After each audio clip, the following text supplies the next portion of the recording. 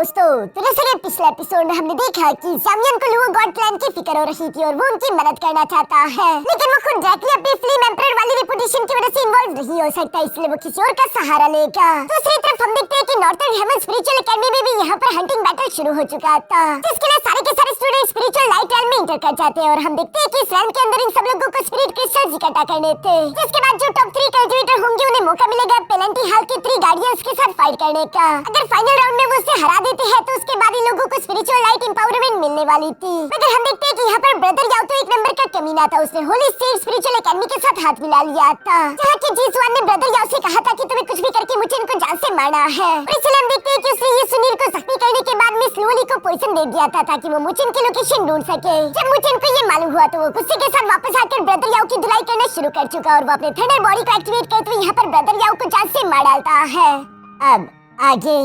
तो next episode की शुरुआत दोबारा से यहाँ पर इन्फिनाइट फ्लेम रैन से शुरू होती है, जहाँ पर हम देखते हैं कि फ्लेम एम्परर ज़ामियन और मास्टर याओ आपस में बोर्ड गेम खेल रहे थे और हर बार ये देखकर तो अब मुझे ज़ामियन पर हंसी आने लगी है। ऐसा लगता है कि मास्टर याओ और ज़ामियन दोनों ही रिटायर हो चुके हैं और अब वो सारा दिन बस यही गेम्स खेलते रहते हैं। आपको क्या लगता है कमेंट में जरूर बताना। इसके बाद हम देखते हैं कि यहाँ पर गेम को खेलते खेलते अचानक से ज़ामियन मुस्कुराते हुए कहता है कि ये लड़की बिना, जो कहते हुए साइड की तरफ देखते हैं और हमें यहाँ पर एक वार्म होल का सीन दिखाया जाता है जिसके अंदर एक लड़की तेजी से यहाँ इन्फिनाइट फ्लेम रैन की तरफ बढ़ रही थी। साथ ही साथ वो कह रही थी कि फादर मैं आ गई और ये कहती हुए सिर्फ एक हाथ के इशारे से space time track portal open करके उसके अंदर से निकलकर बाहर आ गई, जहाँ पर हमें जानने को मिलता है कि ये लड़की असल में कोई और नहीं बल्कि बैटल थ्रू द हेवन के अंदर जो ज़ामियन की क्यूट बेटी थी ज़ाओ ज़ाओ, ये वही है और अब वो बड़ी हो चुकी थी, जो कि बाहर की तरफ आती है। यहाँ पर सबसे पहले मास्टर याओ और ज़ामियन दोनों को ग्रीट करती है। दूसरी तरफ ज़ामियन ज़ाओ ज़ाओ को देखते हुए कहता है कि ज़ाओ ज़ाओ तुमने तो अपनी मॉम से प्रॉमिस किया था कि जब तक तुम्हारा लेवल ब्रेक थ्रू नहीं हो जाता तुम सॉल्यूशन से बाहर नहीं आओगी। तो सुनकर तो ज़ाओ ज़ाओ मुंह बनाते हुए कहती है कि हर वक्त कल्टिवेशन करते हुए बस सिर्फ लेवल पर लेवल ब्रेक थ्रू करना, आखिर इसमें क्या ही मजा है, ये काम काफी बोरिंग है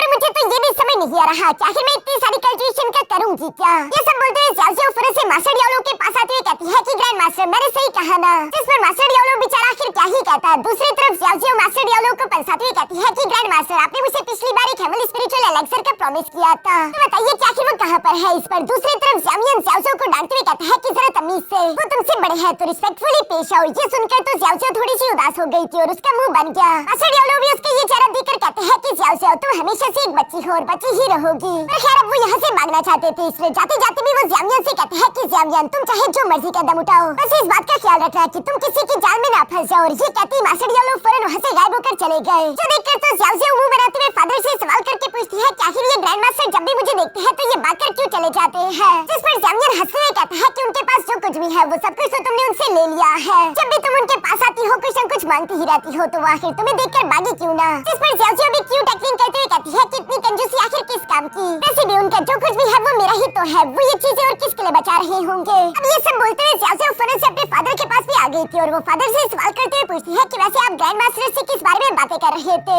जिस पर ज़ामियन ज़ाओ ज़ाओ को बताता है कि मैं ग्रैंड मास्टर से इसी बारे में बात कर रहा था कि मैं तुम्हें एक जबरदस्त से मजेदार मिशन पर भेजने वाला हूँ। ये सुनकर तो ज़ाओ ज़ाओ की खुशी का ठिकाना नहीं रहता, वो तो काफी ज्यादा खुश हो गई थी और मुझे लगता है कि शायद ज़ामियन उसे यही मिशन देगा कि कैसे उसे लुओ गॉड क्लैन की मदद करनी है। ज़ाओ ज़ाओ तो एक्साइटेड होते हुए कह रही थी कि अब कमाल के फादर है, आखिरकार मुझे अपनी स्किल्स कहीं पर तो दिखाने का फायदा होगा। तभी अचानक बैकग्राउंड में हमें यहाँ पर क्वीन मेडुसा की आवाज सुनाई देती है, जो कि ज़ाओ ज़ाओ को डांटते हुए कह रही थी कि जब तक तुम सोवरेन लेवल में नहीं पहुंच जाती तब तक तुम यहाँ से कहीं नहीं जाने वाली, और अगर तुमने मेरी बात ना सुनी तो तुम इन्फिनाइट रैन से अगले 3 साल तक बाहर नहीं जा पाओगी। जो सब सुनकर तो एक बार फिर से ज़ाओ ज़ाओ उदास हो जाती है और वो उदास होते हुए कहती है लेकिन ऑलमोस्ट मैं सोवरेन स्टेज तक तो पहुंच ही चुकी हूँ, अब तो मुझे कुछ मजेदार करने दो। दूसरी तरफ ज़ामियन ज़ाओ ज़ाओ को समझाते हुए कहता है कि तुम तो जानती ही हो कि तुम्हारी मॉम का गुस्सा कितना खतरनाक है। जिस पर ज़ाओ ज़ाओ मुंह बनाते हुए कहती है कि सिर्फ जुनी मॉम ही मुझे सच में प्यार करती है, जबकि मेरी असली मॉम तो जब देखो मुझ पर गुस्सा करती रहती है। ये सब बोलते हुए ज़ाओ ज़ाओ वहाँ से चली गई, जबकि ज़ामियन भी उसकी बातें सुनकर मुस्कुरा रहा था। इसके बाद सीन शिफ्ट होकर वापस से हम नॉर्थर्न हेवन स्पिरिचुअल एकेडमी के उसे हंटिंग बैटल पर आ जाता है, जहाँ पर हम सबसे पहले ली ज़ुआनटोंग और ब्रदर कैंगशेन को देखते हैं, जिन्हें इस बात के बारे में मालूम हो चुका था कि मुचिन ने कैसे ब्रदर याओ को जान से मार डाला है, जबकि बाकी के सारे डिसाइपल्स को भी मालूम हो जाता है कि ब्रदर याओ एक गद्दार था और इस वजह से मुचिन ने उसे जान से मार डाला। लेकिन अब सब लोगों को फिक्र भी हो रही थी कि आखिर 3 जनरल्स के साथ फाइट कौन करेगा।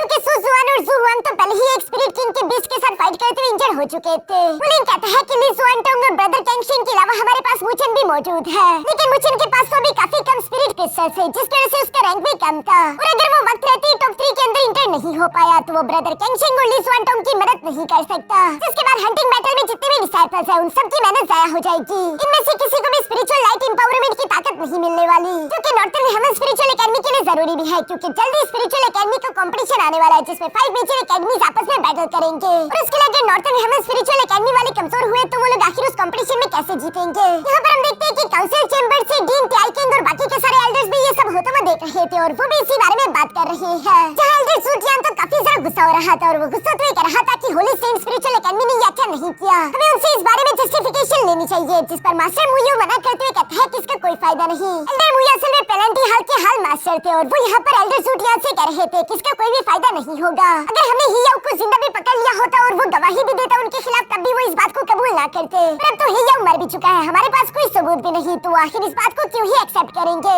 जिस पर एल्डर सूटियान गुस्सा होते हुए कहता है तो तुम्हारे कहने का मतलब क्या है कि हम लोग हाथ पर हाथ रखे डरे बैठे रहे। जिस पर मास्टर मुयो जवाब देते हुए कहता है कि यही तो इस दुनिया का दस्तूर है, सिर्फ ताकत ही असली कानून है, कोई भी रूल्स या रीजन मायने नहीं रखते जब तक आप ताकतवर हो। एल्डर सूटियान भी जानता है कि वो बिल्कुल सही कह रहा है, बाकी के एल्डर्स भी उससे एग्री करते थे और इसलिए वो सब लोग यहाँ डीन टाइकिंग से बात करते हुए कहते हैं कि हमारे डिसाइपल्स को भी खुद को ताकतवर करना होगा, जिसके लिए उन लोगों के लिए स्पिरिचुअल लाइट एम्पावरमेंट इसके लिए काफी ज्यादा जरूरी है। इसके बगैर हम लोग अगले स्पिरिचुअल एकेडमीज कंपटीशन के दरमियान टॉप 3 में नहीं आ पाएंगे और हमसे 5 मेजर एकेडमीज का टाइटल छीन लिया जाएगा। इस पर एल्डर सूटियान कहता है कि जुहुआंग और मिस सुजुआन पहले ही इंजर्ड हो चुके हैं, जबकि हियाओ मारा जा चुका है, हम लोगों की आखिरी उम्मीद सिर्फ मुचेन है। जिस पर वहीं पर मौजूद एक एल्डर कहता है लेकिन अभी मुचेन के पास उतने स्पिरिट क्रिस्टल्स नहीं कि वो 3 जनरल्स को फाइट करने के लिए चैलेंज कर सके, या तो हमें रूल्स में थोड़े बहुत चेंज करने होंगे। जिस पर डीन टाइकिंग मना करते हुए कहता है कि चाहे जो मर्जी हो जाए, इस कंपटीशन के रूल्स को बिल्कुल भी चेंज नहीं किया जा सकता, यही यहाँ का कानून है। जिस पर तो एल्डर सूटियान भी मुंह पकड़ते हुए कह रहा था कि तुम हमेशा जिद्दी थे और जिद्दी ही रहोगे। दूसरी तरफ डीन टाइकिंग बताता है कि पिछले हजारों साल से ये स्पिरिचुअल नॉर्थर्न हेवन एकेडमी यहाँ पर है और कभी भी किसी के लिए हमने अपने रूल्स को चेंज नहीं किया,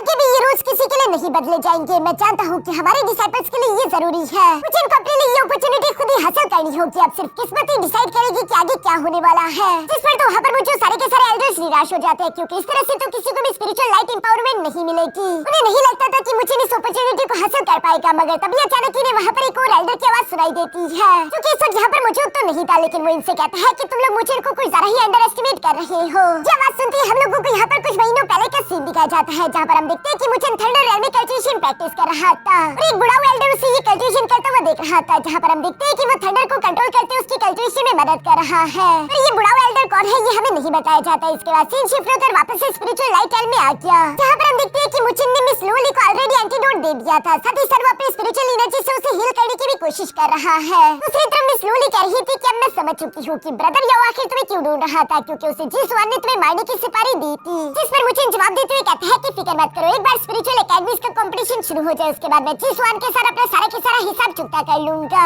ये सब बोलते हुए मुचिन ने यहाँ पर मिस लोली को पूरी तरीके से ठीक कर दिया था। मुचिन उससे कहता है कि तुम्हारी बॉडी से सारा पॉइजन खत्म हो गया, अब तुम कैसा फील कर रही हो। जिस पर मिस लोली जवाब देते हुए कहती है कि मैं अच्छा फील कर रही हूँ, साथ ही साथ मुझे स्पिरिचुअल लाइन में तुम्हारे साथ गुजारे हुए वो दिन याद आ गए, तब भी तुम मेरा ऐसा ही ख्याल रखते थे। जिस पर मुचिन उसे चिढ़ाते हुए कहता है कि हाँ बस सिर्फ इतना फर्क है कि तब तुम मुझे जान से मारना चाहती थी। इस पर मिस लोली मुस्कुराते हुए कहती है कि तब के टाइम मुझे लगता था कि अगर मेरे दिल में तुम्हारे लिए फीलिंग्स आ गई तो मैं अपने कल्टिवेशन के रास्ते से भटक जाऊंगी और मैं डिस्ट्रैक्ट नहीं होना चाहती थी। जिस पर मुचिन उसे दोबारा से टीज करते हुए कहता है क्यों मेरी जान, अब तुम क्या डिस्ट्रैक्ट नहीं हो रही, अभी तो तुम्हारे मन में मेरे लिए फीलिंग्स है। ये सब वो प्यार से बोल रहा था। जिस पर मिस लोली भी कहती है कि तुम हमेशा मुझे चिढ़ाते रहते हो। जो सब बोलते हुए मिस लोली यहाँ पर अपने स्पिरिट वैल्यू कार्ड के अंदर देखती है कि मुचिन का तो स्पिरिट क्रिस्टल रैंकिंग में 15 रैंक था और वो ये देखकर परेशान होने लगी। जिस पर मुचिन कहता है कि फिक्र मत करो, मैं जल्दी टॉप 3 में आ जाऊंगा। लेकिन मिस लोली उसे बताती है कि हमारे पास ज्यादा समय नहीं है। मुचिन जवाब देते हुए कहता है कि मुझे ज्यादा समय की जरूरत भी नहीं, बस मुझे सिर्फ एक मुश्किल काम करना होगा। मिस लोली समझ गई थी कि मुचिन एक स्पिरिट किंग लेवल के बीस्ट को मारना चाहता है, जो कि एक हेवनली कंप्लीटेशन स्टेज के पीक लेवल जितना ताकतवर होता है।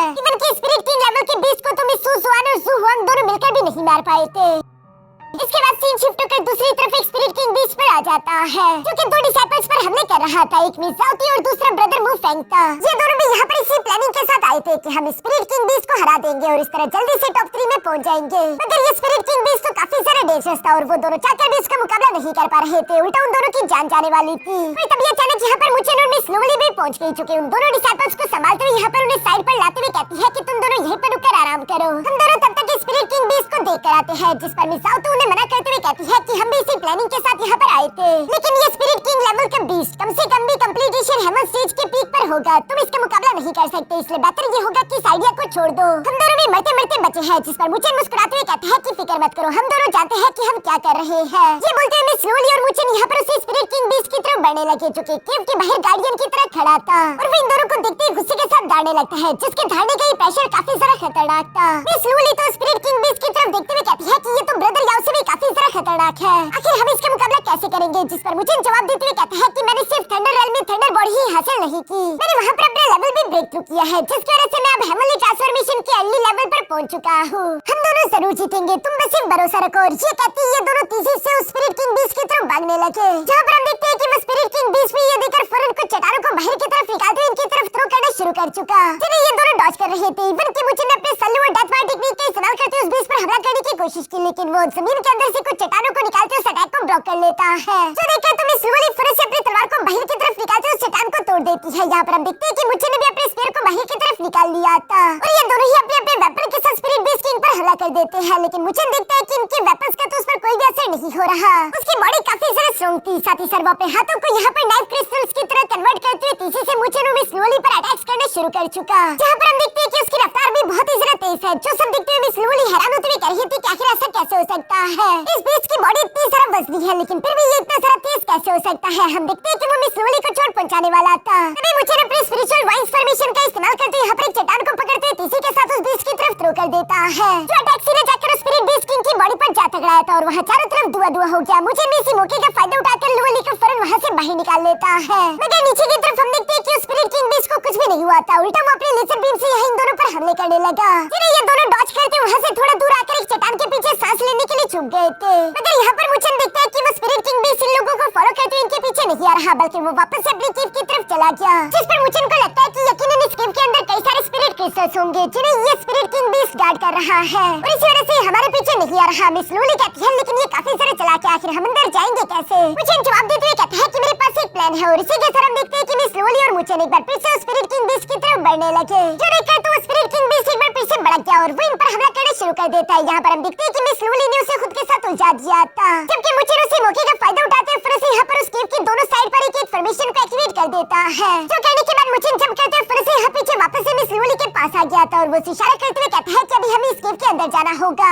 जो सुनकर हम देखते हैं कि लोली और मुझे दोनों ही तेजी से केव के ओपनिंग की तरफ बढ़ने की कोशिश कर रहे थे, मगर वो स्पिरिट बीस्ट किंग भी फिर से इनके सामने आकर इनका रास्ता रोक लेता है, जहाँ उसे अपने लेजर बीम अटैक को चार्ज करके फिर से इन पर हमला कर दिया। यहाँ पर हम देखते हैं कि मुझे और मिस लोली फिर से जंप करते उस अटैक को डॉज कर चुके और मुझे भी यहाँ पर इसी मौके का इंतजार कर रहा था। वो फिर से अपने फॉर्मेशंस के वाइंस को एक्टिवेट करके यहाँ पर मिस लोली और खुद को दोनों को टकरते हुए तेजी के साथ उस केव के अंदर थ्रो कर चुका। ये सब कुछ इतनी तेजी के साथ हुआ कि उस स्पिरिट किंग बीस्ट को मौका ही नहीं मिला और वो गुस्से के साथ दौड़ने लगा। इसके बाद सीन शिफ्ट होकर यहाँ केव के अंदर आ जाता है, जहाँ पर मिस लोली और मुझे पहुंच गए थे और वो अंदर की तरफ आते हुए देखता है कि वहाँ पर तो ट्रेजर्स की भरमार थी, कई सारे स्पिरिट क्रिस्टल्स वहाँ पर मौजूद थे, जो सब देखते हुए मुझे कहता है कि अब मैं समझा कि आखिर वो स्पिरिट किंग बीस्ट दरवाजे से हिल क्यों नहीं रहा था। मिस लोली भी खुश होते हुए मुझे से कहती है कितने सारे स्पिरिट क्रिस्टल्स के साथ तुम आसानी से टॉप 3 में पहुंच जाओगे और 3 जनरल्स को फाइट करने के लिए चैलेंज कर पाओगे, जिस पर मुझे भी हमें जवाब देता है। मगर तभी अचानक हम देखते हैं कि वो स्पिरिट किंग बीस्ट भी फिर से केव के अंदर आ चुका था, जहाँ वो गुस्से के साथ दौड़ने लगा, जैसे कि वो कहना चाह रहा हो कि मैं तुम दोनों को जान से मार डालूंगा। ये सब कहते हुए फिर से यहाँ पर अपने क्रिस्टल स्पाइक्स को समन करते हुए इन दोनों पर हमले करने लगा, जहाँ पर हम देखते हैं कि मुझे मिस लोली से कहता है कि तुम स्पिरिट क्रिस्टल्स को एब्जॉर्ब करो, तुम्हें ज्यादा से ज्यादा स्पिरिट क्रिस्टल्स इकट्ठा करने हैं, तब तक मैं इसे अपने साथ उलझा कर रखने की कोशिश करूंगा। जो सुनकर मिस लोली बिल्कुल ऐसे करती है, वो वहाँ पर मुझे स्पिरिट क्रिस्टल को तेजी के साथ इकट्ठा कर रही थी, जबकि दूसरी तरफ मुझे भी अपने स्पेयर का इस्तेमाल करते स्पिरिट किंग बीस्ट के साथ फाइट कर रहा था। मगर जैसे उस बीस्ट की नजर मिस लोली पर पड़ी कि वो उसके स्पिरिट क्रिस्टल्स ले रही है, तो वो गुस्से के साथ दोबारा से उसी की तरफ बढ़ चला, जहां वो उस पर हमला करने की कोशिश करता है। जो देखकर तो मुझे बीच में कूदते हुए यहाँ पर अपने स्पेयर का इस्तेमाल करते उस बीस्ट को मिस लोली उसे दूर कर देता है और वो उसे दोबारा अपने साथ लड़ने के लिए मजबूर करने लगा ताकि वो मिस लूली को ज्यादा से ज्यादा टाइम स्पिरिट क्रिस्टल्स इकट्ठा करने के लिए दे सके। पर इस फाइट की वजह से हम देखते हैं कि मुचेन थोड़ा बहुत इंजर्ड हो जाता है, जो देखकर मिस लूली फिर से मुचेन के पास आ गई और वो मुचेन के साथ सीरियस होकर स्पिरिट किंग बीस्ट पर हमला करने वाली है, जहां पर हम देखते हैं कि ये दोनों ही अपने अपने वेपन्स का इस्तेमाल करते हुए पावरफुल स्लैश अटैक के साथ फरन स्पिरिट किंग बीस्ट को तोड़ देते हैं। जो करते ही मुचेन मिस लूली से कहता है कि अब जल्दी से यहाँ के स्पिरिट क्रिस्टल्स इकट्ठा करो और ये दोनों बिल्कुल ऐसे करने के लिए शुरू हो गए थे, मगर पीछे की तरफ हम देखते हैं कि वो स्पिरिट किंग बीस्ट यहाँ के स्पिरिट क्रिस्टल्स की एनर्जी को एब्सॉर्ब करते हुए खुद को दोबारा से ठीक करने लगा था, जो देखकर तो मुझे भी परेशान होते हुए कहता है कि इसके पास तो रिकवरी पावर्स है। मिस लूली भी उसकी ये बात सुनकर कहती है कि हमने काफी क्रिस्टल्स हासिल कर लिए, हमारा काम हो चुका, अब हमें यहाँ से भागना होगा। मुचेन भी उसकी बात से एग्री करता था और ये दोनों उस केव से बाहर की तरफ भागने की कोशिश करने लगे, मगर हम देखते हैं कि अब तो स्पिरिट बीस्ट किंग के गुस्से का पारा हाई हो चुका था, क्योंकि इन दोनों को अब जिंदा जाने नहीं देना चाहता। हम देखते हैं कि वो स्पिरिट बीस्ट किंग पीछे के साथ मूव करते हुए फिर से मुचेन की साइड पर आ जाता है, जहाँ पर हम देखते हैं कि वो अपने स्पाइक क्रिस्टल्स का इस्तेमाल करते हुए इन दोनों पर अटैक्स करना शुरू कर चुका और साथ ही साथ उन अटैक के धुएं का इस्तेमाल करते हुए फिर से मिस लूली के सामने आ जाता है, जहाँ पर इससे पहले कि वो मिस लूली को इंजर कर पाता तभी अचानक मुचेन मिस लूली को बचाने के लिए फिर से उसके सामने आ जाता है, जिसकी वजह से वो पावरफुल अटैक यहाँ मुचेन को हिट कर गया और इसकी वजह से उस केव में बहुत बड़ा ब्लास्ट होता है, जो कि पूरे के पूरे हंटिंग बैटल ग्राउंड में सुनाई दिया, जो कि ब्रदर ली जुआनटोंग और ब्रदर कैंगशिंग ने भी सुन लिया था और वो जानना चाहते थे कि आखिर वहाँ पर क्या हो रहा है। पीछे की तरफ केव में हम देखते हैं कि मुचेन उस लास्ट अटैक से बच गया था, जहाँ पर वो मिस लूली से कहता है कि हम दोनों यहाँ पर ट्रैप हो चुके हैं, ये स्पिरिट किंग बीस्ट हमें यहाँ से जाने नहीं देगा, जिस पर मिस लूली कहती है फिर तो हम दोनों को मिलकर इसे पूरी तरीके से खत्म करना चाहिए, अब चूंकि दूसरा कोई ऑप्शन बचा ही नहीं तो हमें ये करना होगा, जिस पर मुचेन भी एग्री हो गया था और हम देखते हैं कि ये दोनों तेजी से पीछे की तरफ पलटते हुए स्पिरिट किंग बीस्ट पर हमला करने लगे, जहाँ पर इन तीनों के दरमियान एक कमाल की आइकॉनिक फाइट हो रही थी। ये फाइट काफी ज्यादा फास्ट है, जहाँ पर हम देखते हैं कि मुचेन और मिस लूली दोनों एक दूसरे का ख्याल भी रख रहे थे। मुचेन मिस लूली को मरने से बचा रहा था और मिस लूली यहाँ पर मुचेन को अटैक से हिट होने से बचा रही थी। सिचुएशन काफी ज्यादा खराब थी। मुचेन ये सब देखकर गुस्से में आ गया और वो फौरन से अपने डैगर का इस्तेमाल करते हुए स्पिरिट किंग बीस्ट को हिट करते हुए पीछे की तरफ चट्टानों पर दे मारता है। जो सब करते हैं हम देखते हैं कि मुचेन फौरन से अपने फॉर्मेशन को एक्टिवेट करने के लिए स्पिरिट शील्ड्स बनाना शुरू कर देता है। मिस लूली उसे देखते हुए समझ गई थी कि मुचेन यकीनन demon lotus spirit flying formation बना रहा होगा, इसलिए मिस लूली का काम था कि वो यहाँ पर स्पिरिट बीस्ट किंग को अपने साथ उलझा कर रखे ताकि मुचेन को टाइम मिल सके, साथ ही साथ उसे मुचेन को प्रोटेक्ट भी करना होगा। ये सब जब चल रहा था तभी अचानक वहाँ पर ली जुआनटोंग और ब्रदर कैंगशिंग भी पहुंच गया था, जहाँ पर ली जुआनटोंग तो मिस लूली को मुश्किल में देखकर परेशान होते उसकी मदद करने के लिए आगे की तरफ जाने लगा, लेकिन ब्रदर कैंगशिंग उसे बीच में आने से मना करता है कि कहीं मुचेन और मिस लूली डिस्टर्ब ना हो जाए, उन्हें अपना काम करने दो, क्योंकि ब्रदर कैंगशिंग को मुचेन पर कुछ ज्यादा ही भरोसा था। यहाँ पर हम देखते हैं कि वो बीच चुकी मिस लूली के साथ फाइट कर रहा था, अचानक से उसकी नजर मुचेन पर पड़ गई, जिसे देखकर उसे समझ आ गया कि मुचेन मेरे लिए ज्यादा बड़ा खतरा है, इसलिए हम देखते हैं कि वो मुचेन को मारने के लिए तेजी से उसकी तरफ बढ़ने लगा। ये देखकर मिस लूली उसके पहले हमले को ब्लॉक करने के लिए तो अपने स्लैश अटैक का इस्तेमाल कर दिया, मगर हम देखते हैं कि उसका सेकंड अटैक अभी यहाँ पर मुचेन को हिट करने वाला था, जो देखकर तो मिस लूली मुचेन का नाम जोरों के साथ चिल्लाती है, मगर दूसरी तरफ हम देखते हैं कि मुचेन ने वहाँ पर फिर से इंस्टेंट स्पिरिचुअल फॉर्मेशन को एक्टिवेट कर दिया, जिसमें एक ही झटके में वहाँ पर कई सारे छोटे फॉर्मेशंस एक्टिवेट हो चुके थे और वो सारे के सारे स्पिरिट किंग बीस्ट पर हमला कर देते हैं। इन इंस्टेंट स्पिरिचुअल फॉर्मेशंस को देखकर तो मिस लूली भी सरप्राइज हो गई थी और दोस्तों मुझे लगता है कि पिछली बार मुचेन को जो एक ऑप्शन के अंदर स्पिरिचुअल फॉर्मेशन बाल मिला था, मुचेन यकीनन उस स्पिरिचुअल फॉर्मेशन बॉल का राज समझ चुका है, इसी वजह से मुचेन यहाँ पर इंस्टेंट स्पिरिचुअल फॉर्मेशंस क्रिएट कर पाया, जिससे मुचेन की जान तो बच गई थी, लेकिन वो स्पिरिट किंग बीस्ट गुस्से से लाल हो गया और वो अपना सबसे ज्यादा टेरिफाइंग अटैक यहाँ पर रेडी करना शुरू कर देता है, जिसका निशाना मुचेन था। ये देखकर मिस लूली फौरन से मुचेन को प्रोटेक्ट करने के लिए उसके सामने आकर खड़ी हो गई, जहाँ पर हम देखते हैं कि मिस लूली ने अपने लुवर सोर्ड आर्ट के first form louver river technique का इस्तेमाल करते हुए फौरन से यहाँ स्पिरिट किंग बीस्ट पर हमला बोल दिया, जिस पर दूसरी तरफ स्पिरिट किंग बीस्ट भी मिस लूली पर हमला बोल देता है और यहाँ पर इन दोनों के अटैक सीधे जाकर हवा में एक दूसरे से टकरा गए, जहाँ पर धीरे-धीरे करके उस बीस्ट का अटैक मिस लूली के अटैक पर भारी पड़ रहा है, मगर तभी अचानक पीछे की तरफ हम देखते हैं कि मुचेन का आखिरकार फॉर्मेशन कंप्लीट हो चुका था। वो अपने demon lotus spirit slaying formation को एक्टिवेट करना शुरू कर देता है, जो देखकर तो ब्रदर ली जुआनटोंग कहने लगा कि क्या ये एक लेवल 4 की स्पिरिचुअल फॉर्मेशन है, जिस पर ब्रदर कैंगशिंग जवाब देते हुए कहता है कि नहीं, ये एक लेवल 5 की फॉर्मेशन है, और उसकी बात बिल्कुल सही थी, क्योंकि तभी अचानक हम देखते हैं कि मुचेन ने सिर्फ एक ही चुटकी मारी और हम देखते हैं कि वो demon lotus spirit slaying formation 1 से कन्वर्ट होकर 2 में बदल गया, यानी कि मुचेन एक लेवल 5 का स्पिरिचुअल फॉर्मेशन मास्टर बन चुका है। दूसरी तरफ हम देखते हैं कि मिस लूली खतरे में थी, इसलिए हम देखते हैं कि मुचेन ने फिर से अपने स्पिरिट स्लेइंग फॉर्मेशन के दोनों ही फ्लावर्स का इस्तेमाल करते हुए उस बीस्ट किंग पर हमला कर दिया, जिसके साथ मिस लूली का लुवर रिवर टेक्निक भी कंबाइन हो चुका था, जिसकी वजह से ये टेक्निक बहुत ही ज्यादा टेरिफाइंग हो चुकी थी और ये सीधे जाकर उस स्पिरिट किंग बीस्ट से टकरा जाती है। इस अटैक का इफेक्ट बहुत ही ज्यादा टेरिफाइंग था। ब्रदर कैंगशिंग ये सब देखते हुए ली जुआनटोंग से कहता है कि लगता है कि फाइनल राउंड में मुचेन हमारा साथ दे सकता है, उसने इतनी जल्दी लेवल 5 की फॉर्मेशन को बना लिया और लेवल 5 की फॉर्मेशन काफी ज्यादा खतरनाक होती है, जिसके सामने तो हेमली कंप्लीटेशन स्टेज के पीक लेवल का कल्टिवेटर भी नहीं टिक पाता और हम देखते हैं कि वो बीस्ट हारा गया। तो उसे हम देखते हैं कि पेनल्टी हार के वो 3 गार्डियन भी ये ऑरा महसूस कर पा रहे थे और वो आपस में बात करते हुए कहते हैं कि लगता है कि इस बार के चैलेंजेस काफी सारे इंटरेस्टिंग है। और यहीं से सीन के साथ हमारा ये एपिसोड यहीं पर खत्म हो जाता है। दोस्तों, अगर आप लोगों को ये एपिसोड अच्छा लगा तो प्लीज इस वीडियो पर नेक्स्ट एपिसोड के लिए 30,000 लाइक्स का टारगेट और 3,000 कमेंट्स का टारगेट कंप्लीट करा देना।